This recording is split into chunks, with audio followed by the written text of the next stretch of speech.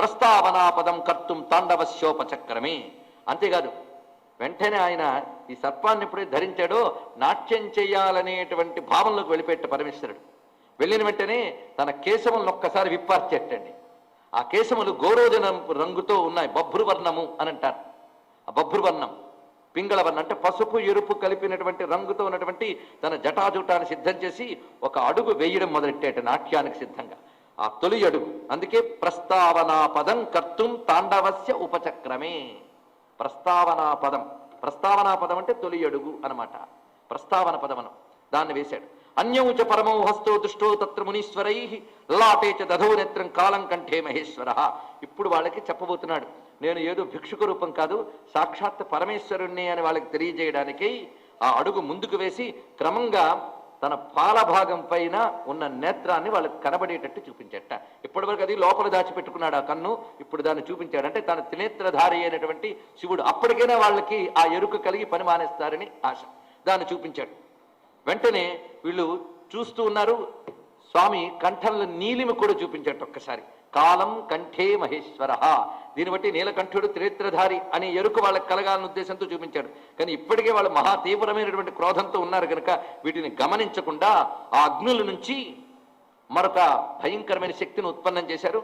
ఆ శక్తి తద్వాంతమివతైర్భూయ పిండితం భూతముత్థితం.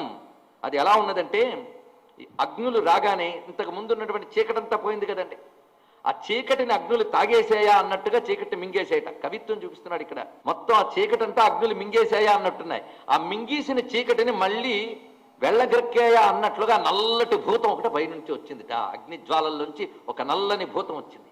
ఆ నల్లని భూతం అంగారా భవలం నేత్ర జ్వాలా బభ్రు శిరోరుహం.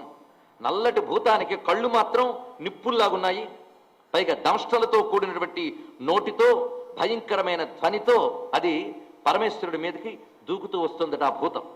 తదాలోక్య మహేశస్తు నటనాభిముఖో ముదా. ఆయన అప్పుడే నాట్యం చేయడానికి సిద్ధపడుతుంటే భూతం వచ్చింది కదా, కాలుతో ఒక్క తాపు తన్నెట్టండి, అది కింద పడింది. పడగానే దానిపై పాదం వేశాడు. పీడయిత్వా పదాబ్జేన పీఠం తత్ర చకార సహా. ఒక పీఠంలా చేసుకున్నాడు ఆ భూతాన్ని. ఆయన పాదం కింద ఆ భూతం ఉండిపోయింది.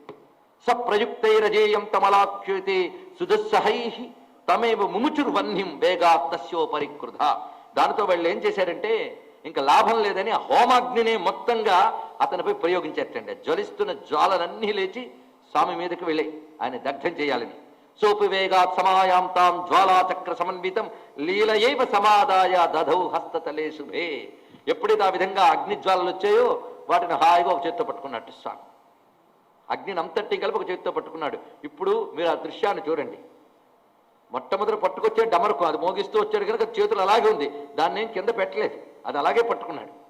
ఇప్పుడు ఎడం చేత్తో దీన్ని పట్టుకున్నాడు అగ్నిని. అభయహస్తం ఉన్నది, కంకణంగా పాము వేలాడుతూ ఉన్నటువంటిది.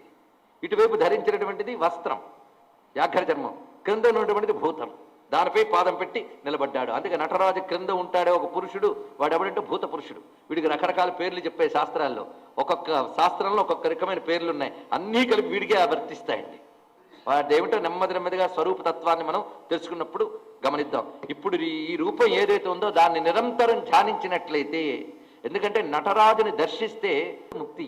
అంటే నటరాజు స్వరూపం శివరూపాల్లో అన్నిట్లోకి కూడా సాక్షాన్ముక్తిప్రదం అన్నారు. సాక్షాన్ముక్తిప్రదం అంటే నేరుగా మోక్షాన్ని ఇవ్వగలిగేటువంటి శక్తి నటరాజు స్వరూపంలో ఉంది. అయితే చూస్తే అంటే ఈ కంటితో చూడగలమా? కానీ మరో కన్ను ఇచ్చాడు కదా భగవంతుడు మనకి. ఏంటండి?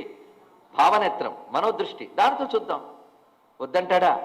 కనుక ఇక్కడ తాండవ స్వరూపాన్ని ధ్యానించాలి. ఇప్పటికి వ్యాఘ్రపాదులు అదే పని చేస్తున్నాడు. అక్కడ ఆ పనిలో ఉన్నాడు ఆయన. అలా మెరిసి వెళ్ళిపోయింది ఈ రూపమే అతనికి. దారుకావరణంలో చేసిన ఇదంతా చేశాడు. ఇక్కడ ఇంకొక్కటి గమనించాలి మనం.